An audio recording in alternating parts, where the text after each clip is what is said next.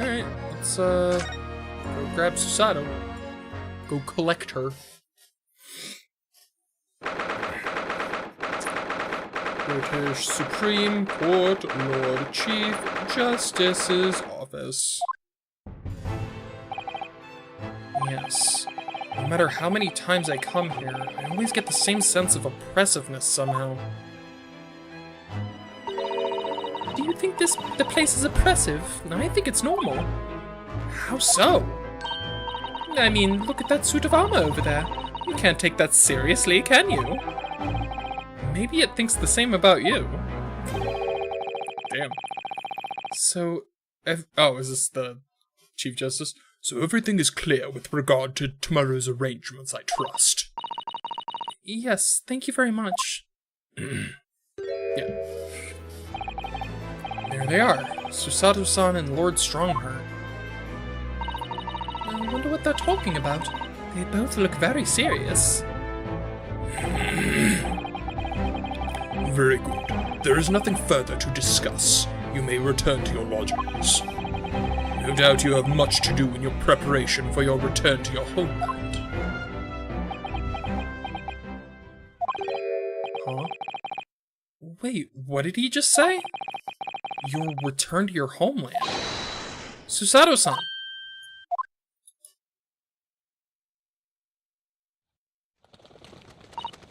Yo, birds! Oh, Mr. Naruhodo. What was all that about?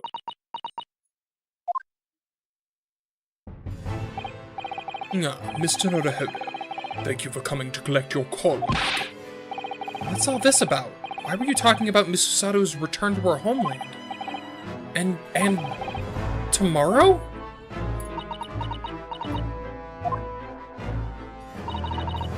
Tomorrow? But what about Chini's trial? You mean she's been formally charged now? Oh dear.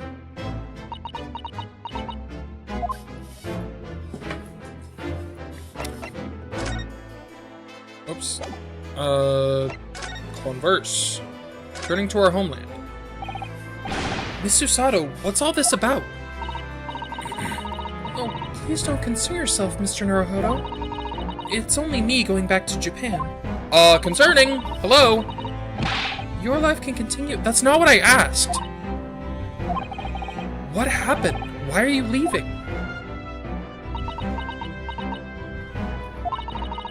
It's my father. He's fallen ill. Oh no! Professor Mikotoba? If I may. Yes, sorry? You must be the defendant. Ryunosuke Naruhodo, I believe. Yes, that's right. I don't remember what voice I gave him. It's been like a bajillion years. Seems like he'd be like, My name is Yujin Mikotoba. I'm a professor of forensic medicine at Yume University. Something like that. I don't remember. We received an international telegram from the Empire of Japan informing us of the news. 10 days ago, Father collapsed with a fever. The cause is apparently unknown. And it seems he grows weaker day by day. I don't believe it. As you are aware, the voyage from here to your country's capital, Tokyo, takes some 50 days. I thought it would be prudent to hasten Miss Susato's departure as much as possible. God, I can't fucking read. Yes, absolutely.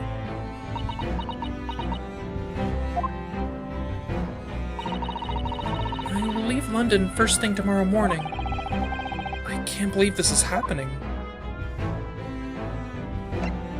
Gina's trial. So Gina has been charged? She'll have to appear in court? Yes, she was formally charged a few hours ago. The date of the trial has already been set for tomorrow. No, not even 24 hours later? Gina. The Lestrade girl, and the murder of the Baker Street pawnbroker, yes. An all too conspicuous case. The pickpocket was clearly disturbed mid-robbery and shot the man in a panic.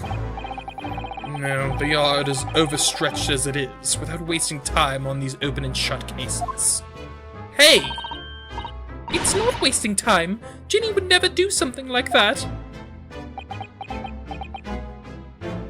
The most obvious framing of all time. Mr. Naruhodo. Oh, yes, Lord Strongheart? In deference to your fine services to date, I shall overlook this young girl's insolence. But I have no recollection of admitting a child into my office. Leave now. Of course, Lord Strongheart. Criminals will tell the most palpable lies in order to evade justice. The police can ill afford the time it takes to unravel all of their untruths. Meanwhile, more crimes are perpetrated. We have far more serious matters with which to contend. Serious matters? Didn't Gregson mention something like that yesterday? Yes, Inspector Gregson made a similar remark yesterday. It's no concern of yours, though I'm sure I need not remind you of that.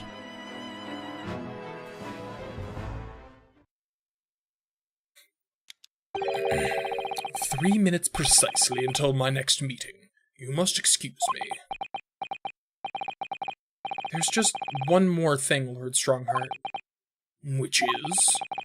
It's Miss Lestrade's trial. I wonder if you might permit me to defend her. A timely suggestion. Sorry? The girl currently has no representation. But that's not fair. Yes, she may be a pickpocket, but she still deserves a fair trial. Do not misunderstand me, young lady. The government provides for those too poor to afford representation with a public defender. The accused need only sign the relevant paperwork, and a defense barrister will be assigned to the case. However, the young girl in question has refused that right. Why would she do that? A question you would do well to direct at Miss Lestrade. We have, in fact. I feel like we did this a little out of order. You'll find her at the local prison. Yes, thank you. No, it's time I was leaving. Good day to you. What a day. Gina charged with murder, Susato-san about to leave.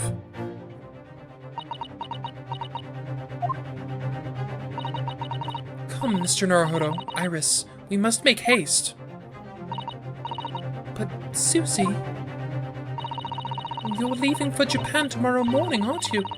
Don't you have packing and things to do?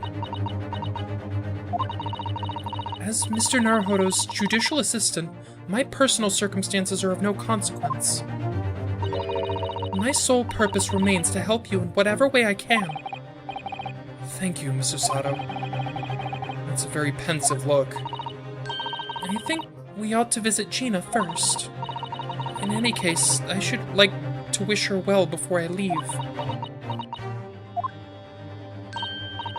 Yes, that sounds like a good idea. Let's go. If I'm honest, this has completely thrown me off. Well, I'll just have to do what I can as a lawyer. Let's get that paperwork. Get that paperwork signed. Sign on the dotted line, Gina. I beg of you, do it.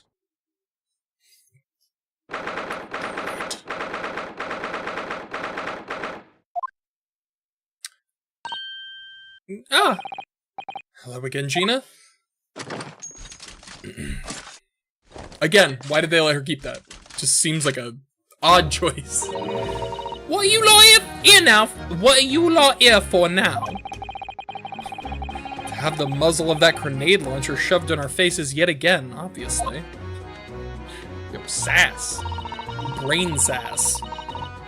I think I need to improve the way you load ammunition into that thing, don't I? Look, you can come as many times as you like, but I ain't got nothing more to say to you. But I'm here now, so things are different.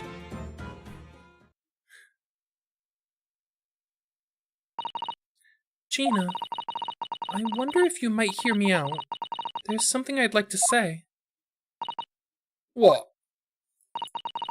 I'm sorry to say that I must reluctantly bid you farewell. Eh? Farewell? Tomorrow, I must begin my journey back home, to Japan. I fear we may never meet again. Oh, right.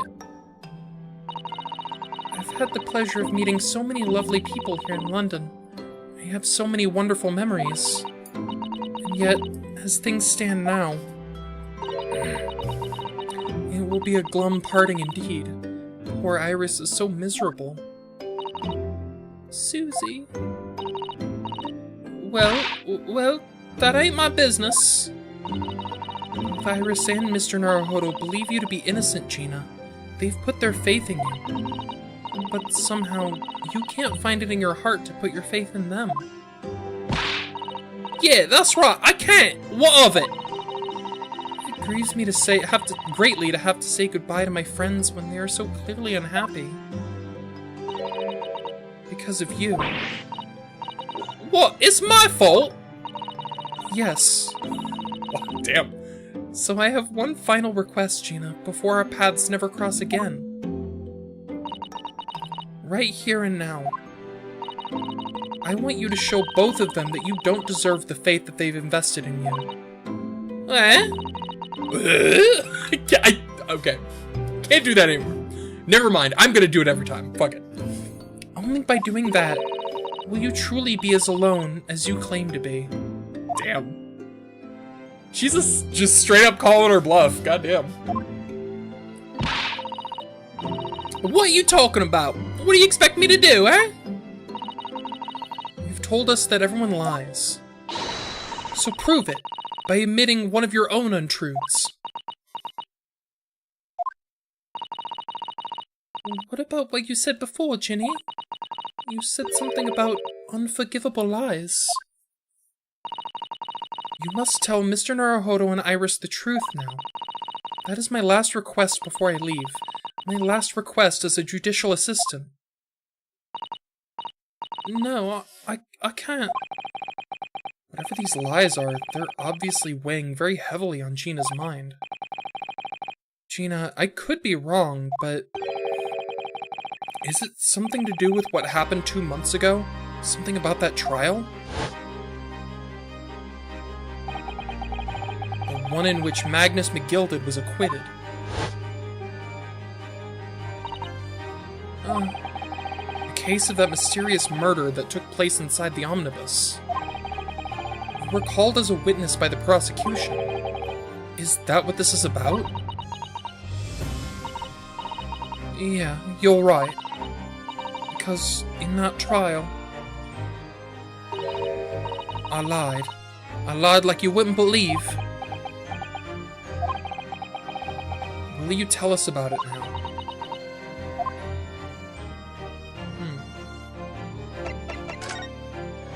Trial 2 months ago. Like you said, it all happened 2 months ago. Coppers got hold of me and shoved me in the witness stand. Based on your testimony, Mr. McGilded was declared innocent. Yeah, well, the thing is, I lied about a whole bunch of stuff. I knew it. What sort of thing did you lie about? I was hiding under the seat that night. That was the truth. It was pitch black in that little cubbyhole. I couldn't see a thing, and then... I had that loud thud, like someone falling on the floor. And that's when Mr. McGilded discovered you. Yeah.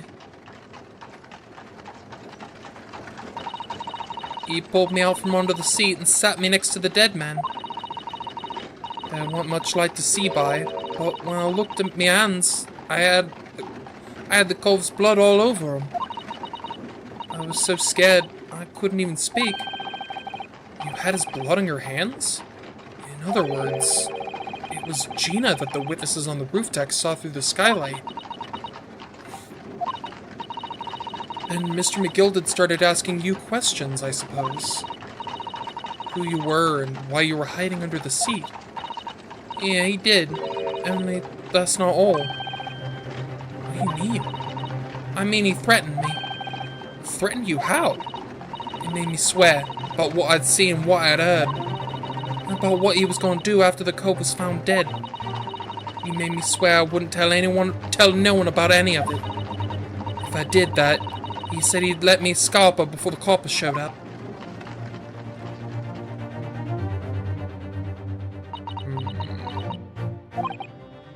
Gina, you must tell me what he swore to you to secrecy about. What you saw, what you heard, everything.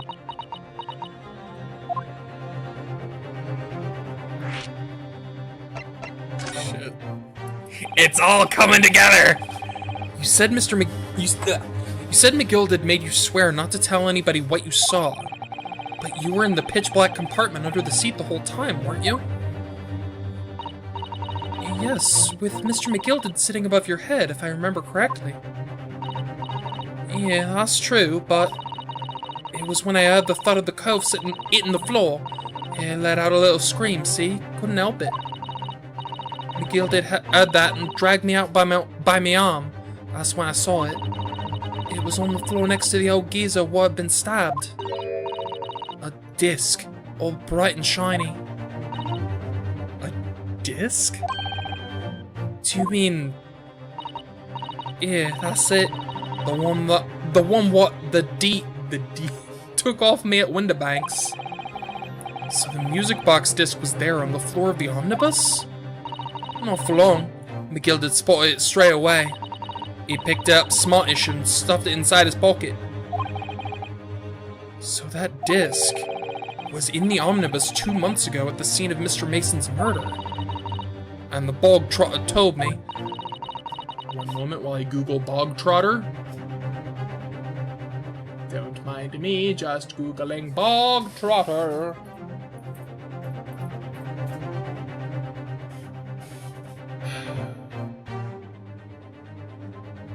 Oh shit! A derogatory term for some types of Irishmen. Oh, so it's a... Wow, damn, okay. I want to mutter a word of it to no one. What you heard? Because it was so dark underneath that seat in the cab. I was straining my ears the whole time. After a while, I heard the door and the footsteps inside the cabin. Presumably, that was Miss Gilded getting on board. No, not only him. Oh, because I could definitely make out the footsteps of 2 people. That's different. In that case, it would seem likely that it was Mr. McGilded and the victim, Mr. Thrice-Fired Mason.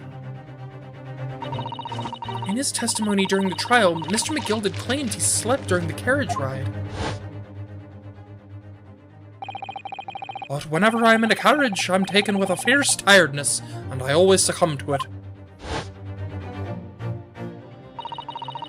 And your own testimony, Gina, supported his. All I could hear was the Irishman snoring.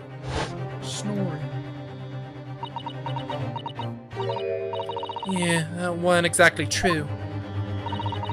Neither of them was asleep. I could hear them talking the whole time in low voices. What? What were they talking about? Sorry, I don't know. The sound of the horses and the wheels was too loud. But that still tells us something. Mr. McGilded and the victim knew each other. So McGilded was lying, as I suspected.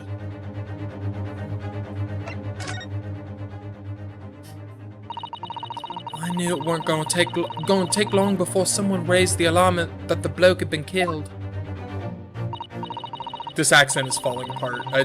It's so bad. I'm so sorry. Yes, you were quite right.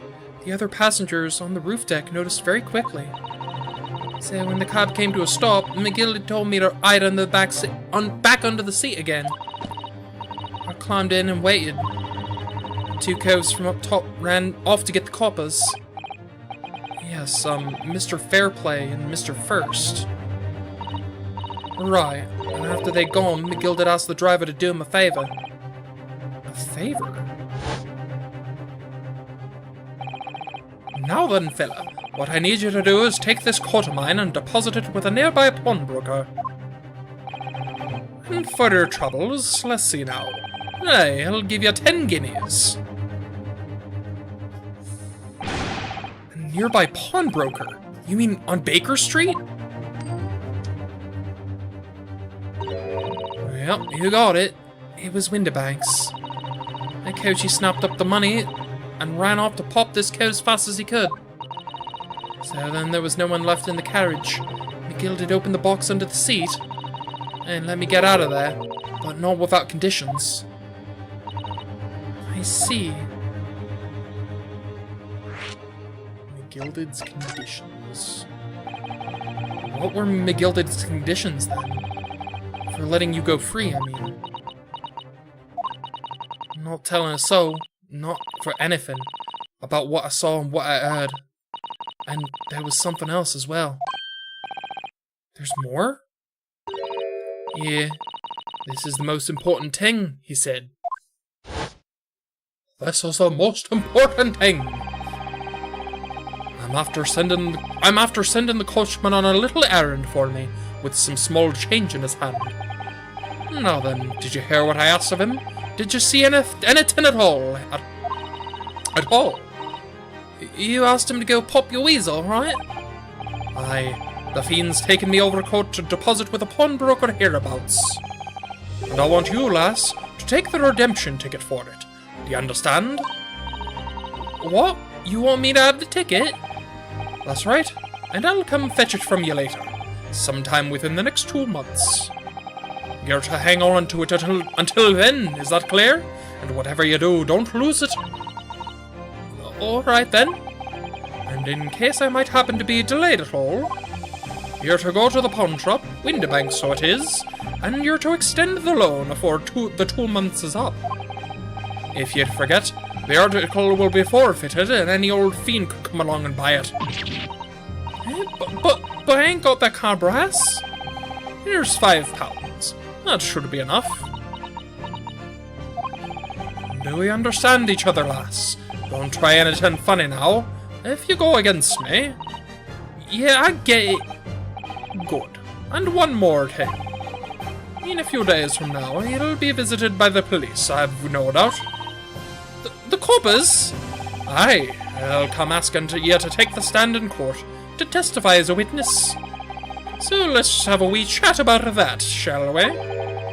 What it is you might say, and what it is that you won't.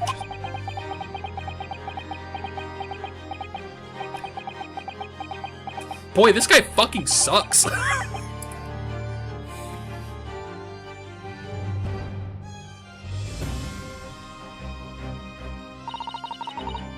After he'd gone over... Oh, I piked it. Got out of there as fast as I could. What the fuck was that accent? He hid the pawnbroker's ticket in some bushes near the scene. I went to fetch it the next day once it got dark. So McGilded planned it then, and coerced Gina into giving false testimony.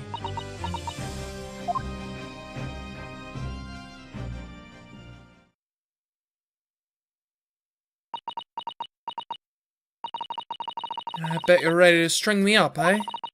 I lied. In that big old courtroom, I told some corkers. The thing is, he said he would make it so he couldn't live in the East End no more. That's what he threatened me with. What a wicked man! He knew everything what went on in the back slums.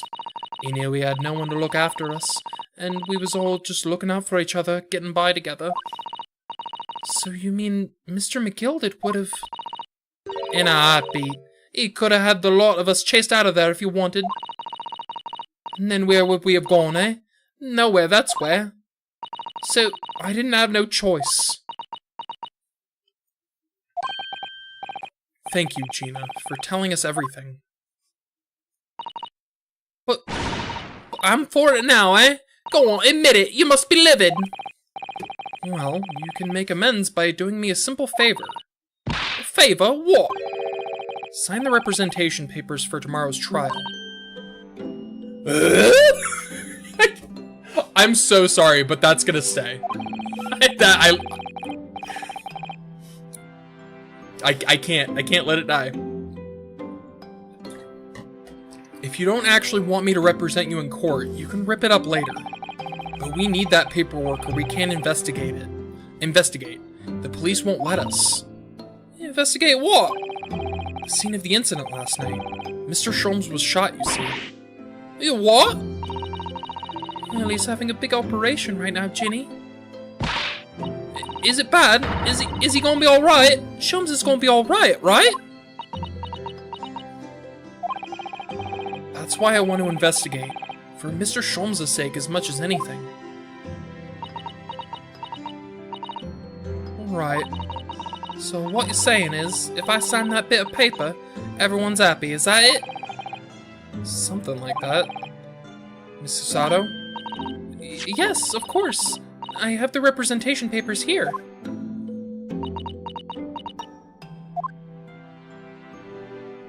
Come on. I don't need no one to stick up for me though. No lawyer or nothing.